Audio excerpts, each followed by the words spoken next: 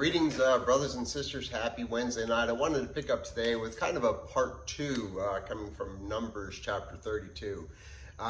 So just a quick recap. We know that the Lord had brought his people over to the east side of the Jordan River, and the plan from the beginning was for them to come and take the promised land, which was on the west side of the Jordan River.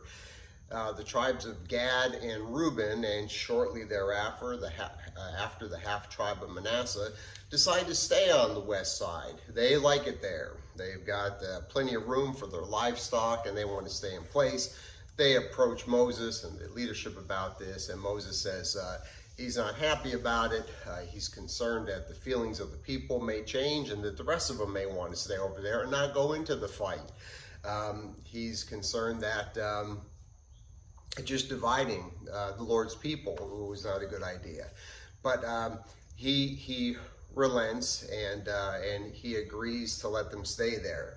So just to pick up in Numbers 32 verse 14, it says, Then they, Gad and Reuben, came near to him and said, We will build sheepfolds here for our livestock and cities for our little ones. And they indeed do that. Afterwards, they built some cities there, and they seem to do quite well, really. There's no harsh judgment from God. They're not destroyed with fire and brimstone, nothing like that. So it kind of gives the impression that when we're in this position of, well, everything's okay, don't really want to do the full purpose of God, the Lord, even though we're not in his perfect will, so to speak, the Lord doesn't, lash out or bring harsh judgment, but it's not where he wants us to be. So just history tells us, the Bible tells us that they build these cities and they seem to do okay. And we'll talk a little bit more about that. Verse 17, but we will take up arms, ready to go before the people of Israel until we have brought them to their place, and our little ones shall live in the fortified cities because of the inhabitants of the land. We will not return to our homes until each of the people of Israel has gained his inheritance. So again, they have made a promise. We're going to stay here, we're going to live here. But when it comes time to fight, to clear out the inhabitants of the promised land on the east side, we're with you. And we're going to fight, and we're going to make sure we're not going to settle back here until everybody is in their place. So they made the commitment to the fight, but they don't want to live where the Lord ideally wants them to live. Very interesting. So history kind of plays out here. If you were to go ahead into the book of Joshua, it turns out that Gad and Reuben, when it comes time to fight, they keep their word. They send troops over to fight on behalf of Israel, even though they already have their land. He sends them. They send the people to fight, but it looks like they send a small amount. They send about a third of their fighters, of their soldiers. Why? Because they need more of them back on the east side. They need more of them to protect their people over there and to protect what they have built already. So you can kind of see their interest is divided. Yeah, they sent some troops, but not as many as they could. And boy, it just speaks of a spiritual place where we can be like that. Yeah, we're kind of like these para-church members. Yeah, we're Christians. We got the Jesus fish. We go to church, but we're not really in it. Even the fight, even the witnessing, the prayer, the Bible study, the fasting, the true commitment that the Lord desires from us, we're kind of half-hearted about it. Not a good spot.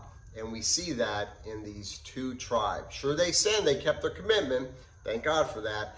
But not as much as they should have. At least that's how a lot of the historians read this. And I think that's a pretty fair assessment.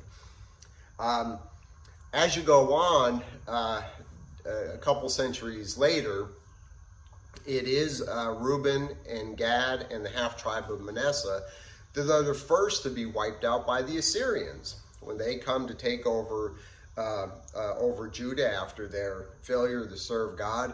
They're the first ones to be taken out and to be taken into captivity. Now, of course, it eventually happens to all of them, but they're the first to go down. And then it's interesting, if you fast forward even another couple of centuries, you're familiar with the story of Jesus. Of course you are. But when he goes into that region and he casts the demons from that boy into the swine, and of course they run and throw themselves off the cliff into the waters, that the people of that city insist that Jesus leave. Why? Because he has totally messed up their livelihood. Those pigs are what they survived on. They want nothing to do with this. Even though he's a great spiritual leader, even though he's Messiah and he saved this guy from a demon possession, doesn't matter. The money comes first. Well, it's interesting that region was the place of the Gadarenes, which are descendants of the tribe of Gad. So that mindset even carried forward that, yes, glad Jesus is here, that's wonderful, but don't let him come and meddle in my personal life and what I got going here. I got my business. Yes, the Lord's promised to bring us to the promised land, but I'm pretty comfortable where I am right now. Why do we got to risk fighting and trying to get more land? We're comfortable where we are. It's not a good place to be as a Christian. We want to be on the west side, on the proper side of the Jordan, for sure. We know that we're part of a church universally, worldwide. We are his people, and he has a plan for us. Everybody does. We want to seek and desire that. So even if there's some reluctance, even if we look at our lives, we're like, yeah, we're pretty comfortable, and still our desire, we want to ask the Lord to bring us exactly where he wants us to be. Whether it gets a little harder, whatever the case is, to be willing to pray, to speak out to others. Again, not to get into a political fight or argument. That often it can be very, very futile. But to try to help open people's eyes, to discuss them the truth of Christ and the cross. Because a lot of people are worried and thinking now, it may be political in their minds, but it's really a spiritual battle.